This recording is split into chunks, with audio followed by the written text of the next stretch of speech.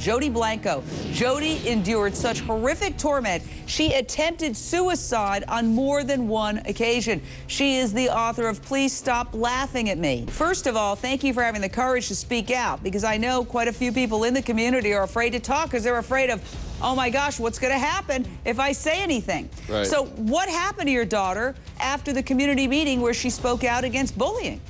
I think things have been fine. I think that a lot of people recognized the courage it took to stand up.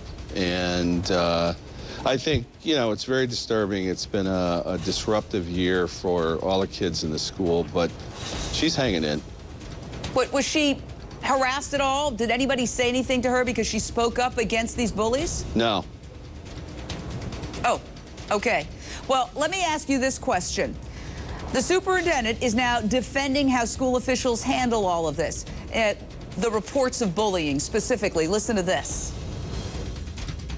If 6 kids feel fine about tormenting a girl out in the open in the school library and in the hallway and throwing cans at her head on the way home from school, that seems to indicate, you know, that this wasn't the first time this had happened.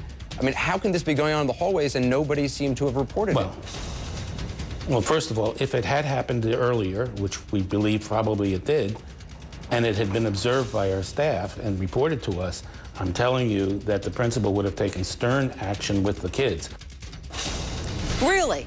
Here's my big issue. See no evil? The bullying had reportedly been going on, according to the DA, for almost 3 months. New reports claim some incidents were witnessed by faculty, such as when her photo was vandalized. The day she died, Phoebe was attacked by bullies who ganged up on her in the library and blocked the door while calling her names, allegedly with a staffer inside. Kids in the hallways also reportedly dumped her books, and nobody saw anything? No surveillance cameras? And get this, Phoebe's mother reportedly complained to school officials twice. So I have to go back to you. Darby. Yes. Do you buy the explanation of school officials that they knew nothing about the bullying until just 1 week before? No, no. What happened was Phoebe's aunt actually spoke to the school before she entered the school and warned them that Phoebe had been susceptible to bullying while in Ireland. So to look out for her. She was told that a counselor would speak to her when she entered the school. In fact, nobody spoke to her for 3 months. Her mother talked to the school in November, early November, and again spoke to the school the week of January 7th, which was a week before. Gus Sayer indicates that they became aware of the bullying. So no, I don't buy it. You're saying they are just flat out saying they didn't know. Why would they say that if the relatives had complained to them?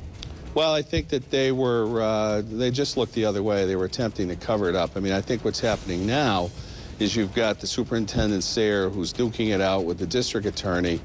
And I think it's as simple as, where do you put your trust? I mean, do you trust an investigation that Principal Dan Smith did where he was investigating himself and his staff? Or do you trust the investigation that DA Scheibel did with the Massachusetts State Police and the South Hadley detectives? All right. Everybody stay right where you are. When we come back, we're going to talk to these 2 women who have been bullied. So much more on this tragic suicide. I have emails, anonymous emails, that I'm getting from all over the country, okay? Mostly, they're disgusting. Mostly, they're things like people say, you administrators should burn in hell, stuff like that. And even worse, that's a mild one. Poor thing. No, he's not the victim here. School officials in South Hadley, Massachusetts are feeling the heat after a 15-year-old girl takes her own life. Did a gang of school bullies push her over the edge? Here's what one parent told NBC. I have a son in the middle school here in South Hadley, and he has cerebral palsy. And he gets picked on regularly here, and I've called the school to address it, and they don't do a thing about it.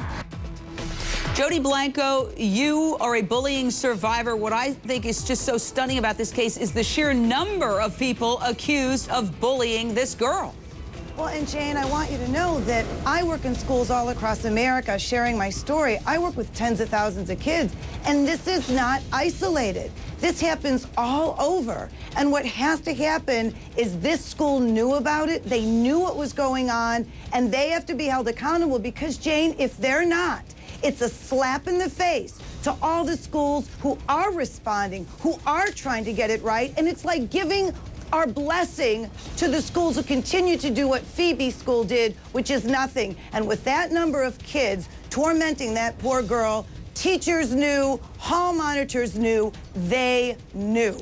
But what do you make of the fact that school administrators are saying they didn't know? Quote, she didn't reveal to people that what she was being subjected to. And unfortunately, until January 7th, we were not aware of what she was being subjected to. So there was very little way we could have intervened in the bullying. They say they didn't find out until one girl called her an Irish slut in class. Jane, they're covering their butts, which is what you would expect. I have been in schools where there was a kid who was building a bomb because he was getting so harassed. And when I told the principal, and I said, I'm gonna meet with the kid's parents tonight after my parent-family seminar, the principal actually looked me in the eye and said, honey, I'd love to be there, but I've got a manicure appointment. Oh my God. Bridget Berman, you've written a book about how to survive, and this is one thing. What would you tell these kids when they're being bullied? How do they fight back? Well, the one thing I always encourage is talk to a trusted adult. And the problem right now is there are no trusted adults in the schools. It's okay if you can't find a trusted adult in school to move on and talk to the police force, because there are resource officers there who are meant to protect children. Well, you know what really strikes me as so horrifying is that some of the 9 teens who are facing charges in connection with this alleged bullying are honor students. So these are not juvies, juvenile delinquents who are your classic troublemakers. These are, some of them are honor students. Some of them have excelled at sports. Jane, I want to jump in here.